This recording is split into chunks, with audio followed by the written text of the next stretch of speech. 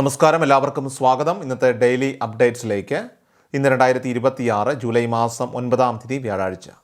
ഇന്നത്തെ ഏറ്റവും പ്രധാനപ്പെട്ട വാർത്താ അപ്ഡേറ്റുകളും നാളെയും തുടർന്നുള്ള ദിവസങ്ങളിൽ നിങ്ങൾ അറിഞ്ഞിരിക്കേണ്ട, ശ്രദ്ധിക്കേണ്ട വളരെ പ്രധാനപ്പെട്ട വാർത്താ അപ്ഡേറ്റുകൾ, അറിയിപ്പുകൾ എന്തൊക്കെയെന്നാണ് ഇന്നത്തെ ഡെയിലി അപ്ഡേറ്റ്സിൽ നിങ്ങളുമായിട്ട് ഷെയർ ചെയ്യുന്നത്. എല്ലാ പ്രേക്ഷകരും പൂർണ്ണമായിട്ട് ഈ അപ്ഡേറ്റുകൾ ശ്രദ്ധിക്കുക. നിങ്ങളെല്ലാവരും വീഡിയോ ഒന്ന് ലൈക്ക് ചെയ്ത് എല്ലാ പ്രേക്ഷകരിലേക്കും മറക്കാതെ ഷെയർ ചെയ്ത് എത്തിക്കുക. നമ്മുടെ വാട്സപ്പ് ഗ്രൂപ്പിൽ ജോയിൻ ചെയ്യുക. വാർത്തകളും അറിയിപ്പുകളും എല്ലാ ദിവസവും കൃത്യമായി നിങ്ങൾക്ക് വാട്സപ്പ് ഗ്രൂപ്പുകളിൽ ലഭ്യമാകുന്നതാണ്. നമ്മുടെ വാട്സപ്പ് ഗ്രൂപ്പിൻ്റെ ലിങ്ക് വീഡിയോയുടെ ഡിസ്ക്രിപ്ഷനിൽ അതിന് കമൻറ്റ് നൽകിയിട്ടുണ്ട്. സോ എല്ലാ പ്രേക്ഷകരും മറക്കാതെ ഏതെങ്കിലും ഒരു ഗ്രൂപ്പിൽ ജോയിൻ ചെയ്യുക. ഏറ്റവും ആദ്യത്തെ പ്രധാനപ്പെട്ട വാർത്താ അപ്ഡേറ്റ്, കനത്ത മഴ തുടരുന്ന പശ്ചാത്തലത്തിൽ കോഴിക്കോട്, വയനാട്, മലപ്പുറം ജില്ലകളിലെ പ്രൊഫഷണൽ കോളേജുകൾ, അതോടൊപ്പം തന്നെ അംഗനവാടികൾ, ട്യൂഷൻ സെൻ്ററുകൾ, മദ്രസകൾ എന്നിവ ഉൾപ്പെടെയുള്ള മുഴുവൻ വിദ്യാഭ്യാസ സ്ഥാപനങ്ങൾക്കും ഇന്ന് ജില്ലാ കളക്ടർമാർ അവധി പ്രഖ്യാപിച്ചിട്ടുണ്ട്. എന്നാൽ മുൻകൂട്ടി നിശ്ചയിച്ച സർവകലാശാല PSC പരീക്ഷകൾക്കും ഓൺലൈൻ ക്ലാസ്സുകൾക്കും ഈ അവധി ബാധകമായിരിക്കില്ല. അതേസമയം മലപ്പുറം, കോഴിക്കോട്, വയനാട് ജില്ലകളിൽ കേന്ദ്ര കാലാവസ്ഥാ വകുപ്പ് റെഡ് അലേർട്ട് പ്രഖ്യാപിച്ചിട്ടുണ്ട്. ഇതിൻ്റെ അടിസ്ഥാനത്തിൽ മലയോര മേഖലകളിൽ കനത്ത ജാഗ്രതാ നിർദ്ദേശം നൽകിയിട്ടുണ്ട്. മഴയോടൊപ്പം തന്നെ മണിക്കൂറിൽ 50 മുതൽ 60 കിലോമീറ്റർ വരെ വേഗതയിൽ ശക്തമായ കാറ്റ് വീശിയടിക്കാൻ സാധ്യതയുള്ളതിനാൽ തന്നെ പൊതുജനങ്ങൾ പ്രത്യേകം ജാഗ്രത പുലർത്തണമെന്നും കേന്ദ്ര കാലാവസ്ഥാ വകുപ്പ് അറിയിച്ചു. അടുത്ത പ്രധാനപ്പെട്ട വാർത്താ അപ്ഡേറ്റ്, സംസ്ഥാന ഭാഗ്യക്കുറി വകുപ്പിൻ്റെ തിരുവോണം ബമ്പർ ഒന്നാം സമ്മാന തുക സർക്കാർ വർദ്ധിപ്പിച്ചു. കഴിഞ്ഞ വർഷം 25 കോടിയായിരുന്ന സമ്മാന തുക ഇത്തവണ 30 കോടി രൂപയാക്കിയാണ് സർക്കാർ ഉത്തരവിറക്കിയത്. ഇതോടെ രാജ്യത്ത് ഏറ്റവും ഉയർന്ന ലോട്ടറി സമ്മാന തുക നൽകുന്ന സംസ്ഥാനമെന്ന റെക്കോർഡ് കേരളം നിലനിർത്തി. അതേസമയം സമ്മാനഘടനയിൽ ചില മാറ്റങ്ങളും വരുത്തിയിട്ടുണ്ട്. മുൻപ് 50 ലക്ഷമായിരുന്ന മൂന്നാം സമ്മാനം ഇത്തവണ 25 ലക്ഷം രൂപയാക്കി കുറച്ചു.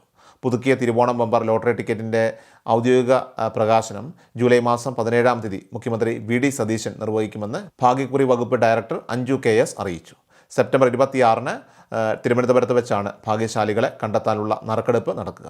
ഇത്തവണ ടിക്കറ്റ് വിലയിൽ മാറ്റമില്ലാതെ 500 രൂപയെ തന്നെ തുടരും. ടിക്കറ്റ് നിരക്ക് 357 രൂപ 14 പൈസയും അതോടൊപ്പം തന്നെ 40% GSTയും ഉൾപ്പെടെയാണ് 500 രൂപ വരുന്നത്. TA, TB, TC, TD, TE, TG, TH, TJ, TK, TL എന്നിങ്ങനെ 10 സീരീസുകളിലായിട്ടാണ് ടിക്കറ്റുകൾ പുറത്തിറങ്ങുന്നത്. പ്രാഥമിക ഘട്ടത്തിൽ 90 ലക്ഷം ടിക്കറ്റുകൾ ഏജന്റുമാർക്ക് നൽകാൻ നിശ്ചയിച്ചിട്ടുണ്ടെങ്കിലും പൊതുജനങ്ങളുടെ ആവശ്യകത അനുസരിച്ച് കൂടുതൽ ടിക്കറ്റുകൾ അച്ചടിക്കും. ഇത്തവണത്തെ ആകെ സമ്മാന തുകയായിട്ട് 125 കോടി 54 ലക്ഷം രൂപയാണ് ഭാഗ്യക്കുറി വകുപ്പ് മാറ്റിവെച്ചിരിക്കുന്നത്. ഒന്നാം സമ്മാനമായ 30 കോടിക്ക് പുറമെ രണ്ടാം സമ്മാനമായിട്ട് 1 കോടി രൂപ വീതം 20 പേർക്കും, മൂന്നാം സമ്മാനമായിട്ട് 25 ലക്ഷം രൂപ വീതം 20 പേർക്കും ലഭിക്കുന്നതാണ്. നാലാം സമ്മാനമായിട്ട് 5 ലക്ഷം രൂപ വീതവും അഞ്ചാം സമ്മാനമായിട്ട് 2 ലക്ഷം രൂപ വീതവും 10 പേർക്ക് വീതം ലഭിക്കുന്നതാണ്. കൂടാതെ ആറാം സമ്മാനമായിട്ട് 5000 രൂപ വീതം 54,000 പേർക്കും, ഏഴാം സമ്മാനമായിട്ട് 2000 രൂപ വീതം 81,000 പേർക്കും, എട്ടാം സമ്മാനമായിട്ട് 1000 രൂപ വീതം 1,24,000-ഓളം ആളുകൾക്കും, ഒൻപതാം സമ്മാനമായി 500 രൂപ വീതം 2,75,400 പേർക്കും ലഭിക്കുന്നതാണ്. ഒന്നാം സമ്മാനം അടിക്കുന്ന ടിക്കറ്റിൻ്റെ ബാക്കി 9 സീരീസുകളിലെ അതേ നമ്പറുകൾക്ക് 5 ലക്ഷം രൂപ വീതം സമാശ്വാസ സമ്മാനവും നൽകും.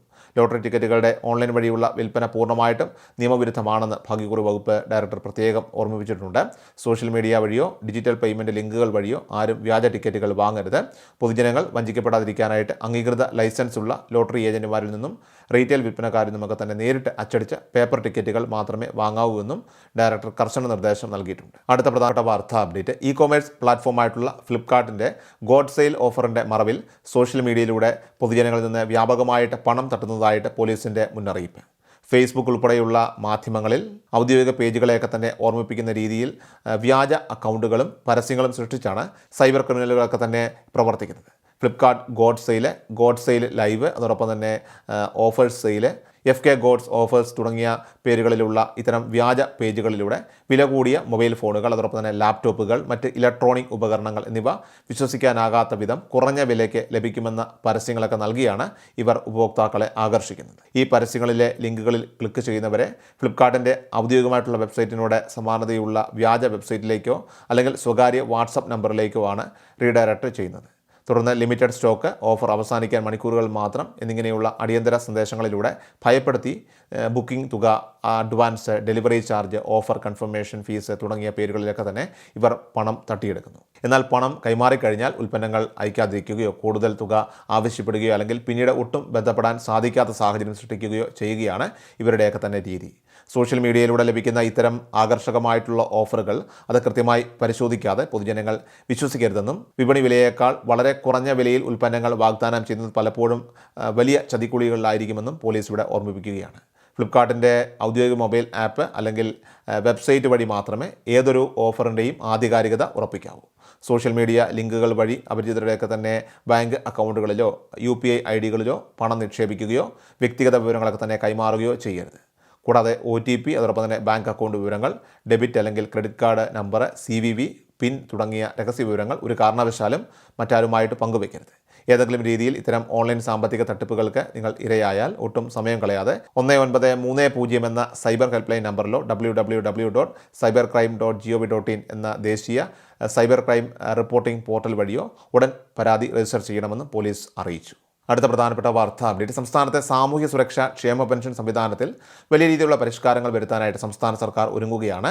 തദ്ദേശ സ്ഥാപനങ്ങളുടെ നേതൃത്വത്തിൽ വീടുകളിൽ നേരിട്ടെത്തിയുള്ള ഫീൽഡ് ലെവൽ പരിശോധനകളൊക്കെ തന്നെ ഉടൻ ആരംഭിക്കുകയാണ്. അനർഹരായിട്ടുള്ള വ്യക്തികളെയൊക്കെ തന്നെ ലിസ്റ്റിൽ നിന്നും ഒഴിവാക്കി യഥാർത്ഥ അർഹരായിട്ടുള്ള പാവപ്പെട്ടവർക്ക് മാത്രം പെൻഷൻ ഉറപ്പാക്കുകയാണ് ഈ പരിശോധനയുടെ പ്രധാന ലക്ഷ്യം. പെൻഷൻ തുക 3000 രൂപയായിട്ട് ഉയർത്തുമെന്ന് UDF സർക്കാർ പ്രഖ്യാപിച്ചിട്ടുണ്ടെങ്കിലും നിലവിലെ സാമ്പത്തിക പ്രതിസന്ധി കണക്കിലെടുത്തുകൊണ്ട് അടുത്ത 5-6 മാസത്തേക്ക് ഇത് 2000 രൂപയെ തന്നെ തുടരുന്നതാണ്. 2027 ജനുവരിയിലോ ഫെബ്രുവരിയിലോ അവതരിപ്പിക്കുന്ന അടുത്ത സംസ്ഥാന ബജറ്റിൽ മാത്രമേ തുക വർദ്ധിപ്പിക്കുന്ന കാര്യത്തിലൊക്കെ തന്നെ അന്തിമ തീരുമാനം ഉണ്ടാവുകയുള്ളൂ. അതേസമയം പെൻഷൻ ഗുണഭോക്താക്കൾക്ക് വലിയ ആശ്വാസം നൽകുന്ന ചില പ്രഖ്യാപനങ്ങളും മുഖ്യമന്ത്രി VD സതീശൻ നടത്തിയിട്ടുണ്ട്. നിലവിലുള്ള കടുത്ത മാനദണ്ഡങ്ങൾ പാവപ്പെട്ടവർക്ക് തിരിച്ചടിയാകുന്നതിനാൽ തന്നെ നിയമങ്ങളിൽ കാതലായിട്ടുള്ള ഇളവുകൾ വരുത്തും.